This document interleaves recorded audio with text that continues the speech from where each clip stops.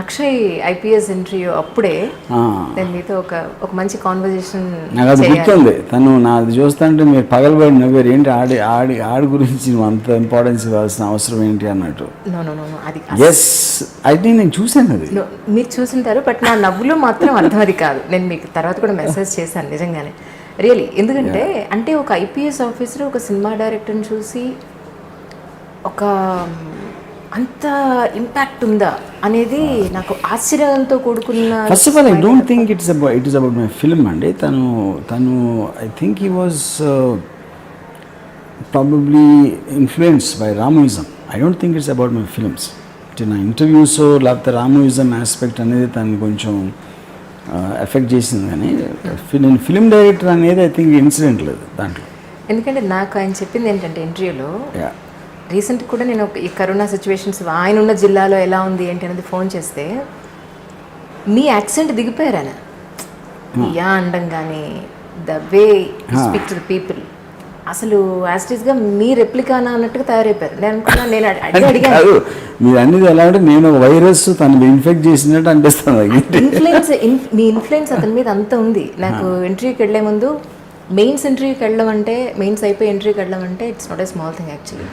చాలా గొప్ప IPS IAS అంటే మనం చాలా ఒక జిల్లా వాళ్ళ చేతిలో ఉంటుంది, జిల్లా ప్రజల జీవితాలు వాళ్ళ చేతిలో ఉంటాయి. అలాంటిది అలాంటి పర్సన్ దానికి ప్రిపేర్ అయ్యే ఒక పర్సన్ మీ సినిమా చూడందే మెయిన్స్ రాయలేదు, మీ సినిమా చూడండి ఇంటర్వ్యూకి వెళ్ళలేదు, మిడ్-నైట్ అయినా సరే 1:30 కైనా మీది ఒక మూవీ చూసి మీది ఒక ఇంటర్వ్యూ చూస్తే కానీ ఆయన అటెండ్ కాలేదు. సో అది నాకు చాలా ఆశ్చర్యం అనిపించింది. ఆ పాయింట్లో ఒక సర్ప్రైజింగ్గా నవ్వేనే తప్ప భలేవారే మీరు. కానీ ఇన్ రీసెంట్ టైమ్స్ అండి నేను I been just getting very intrigued. నేనంటే మోస్ట్ ఆఫ్ ద టైం నేను జనరల్ పీపుల్ని కలిసేది ఎయిర్పోర్ట్స్లో, లేకపోతే ఏదో ఫంక్షన్కి వెళ్ళటం అలాంటి చోట. అంటే నా రెగ్యులర్గా నాతో కలిసి పనిచేసే వాళ్ళు కాకుండా బయట వాళ్ళని కలవడం అంటే ఒకటి ఎయిర్పోర్ట్స్లోనూ లేకపోతే అక్కడ జరుగుతుంది.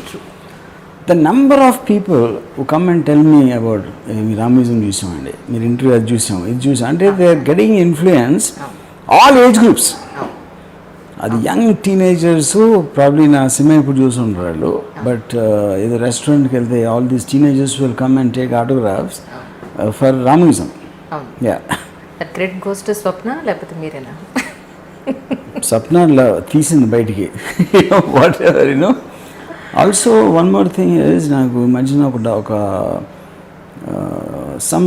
చాలా సీనియర్ పోలీస్ ఆఫీసరు ఎక్కడో ఒక ఈవెంట్లో కలిసి ఎవరో పరిచయం చేస్తే ఐ హేట్ యూ అన్నారు. ఎందుకంటే మా ఇంట్లో మా వైఫ్ షీఈ్ అడిక్టెడ్ టు రామోయిజం.